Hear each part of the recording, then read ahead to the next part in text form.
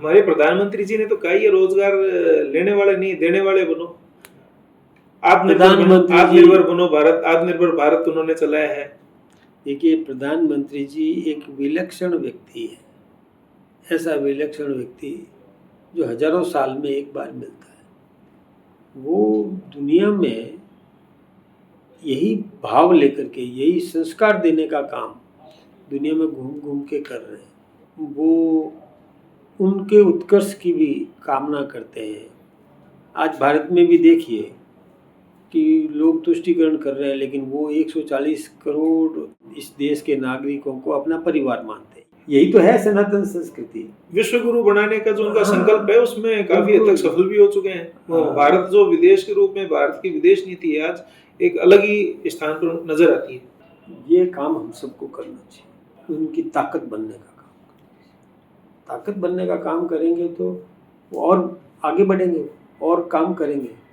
दुनिया में जाकर के वसुधैव कुटुंबकम की बात करें, यानी ये सब हमारा एक परिवार है, इससे बड़ा सनातन संस्कृति और क्या हो।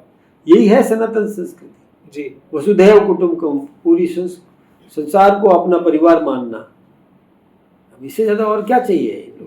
पता नहीं क्यों आपस में खींचतान, आतंकवाद, तालिबानी संस्कृति, वो कोई, हम इसको ठीक नहीं मानते। वो मतलब यूँ समझिए कि समाप्त होने की, दुनिया को समाप्त करने की दिशा में बढ़ रहे हैं, हम उत्कर्ष की दिशा में बढ़ रहे हैं, है ना।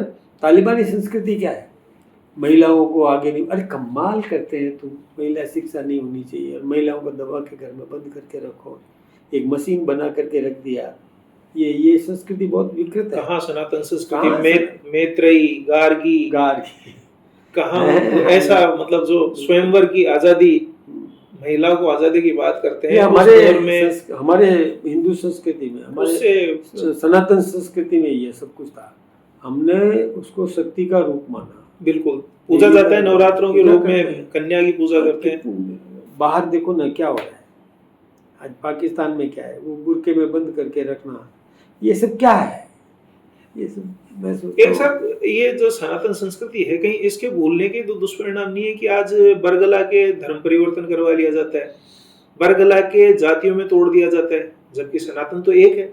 कहीं ये हमारे युवाओं की जानकारी का अभाव का फायदा नहीं उठाया जा रहा। मैं एक बात बताऊँ, कोई पैसा देके धर्म परिवर्तन कराता है, कोई लोभ देके धर्म परिवर्तन कराता है, कोई ताकत के बल पे कराता है। ये तो विकृत मानसिकता है, ये विकृत मानसिकता है।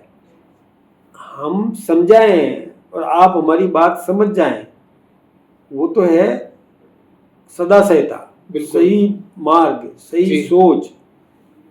और दबा करके, डरा करके और लालच दे करके कुछ भी किया जाए तो मैं सोचता हूँ ये विकृत मानसिकता है, ये ठीक बात नहीं है जी। और समझाने के लिए उनके पास कुछ नहीं है, इसलिए वो ये तरीका अपना रहे। उनके पास ऐसा कोई आदर्श संस्कार नहीं है, आदर्श सिद्धांत नहीं है, ज्ञान नहीं है, आदर्श ज्ञान नहीं है, इसलिए वो प्रभावित नहीं कर पाते।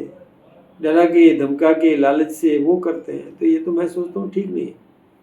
हमारे पास आदर्श है, हम सबको सुखी करने की बात सोचते हैं तो अपने आप व्यक्ति हमारे साथ आएगा।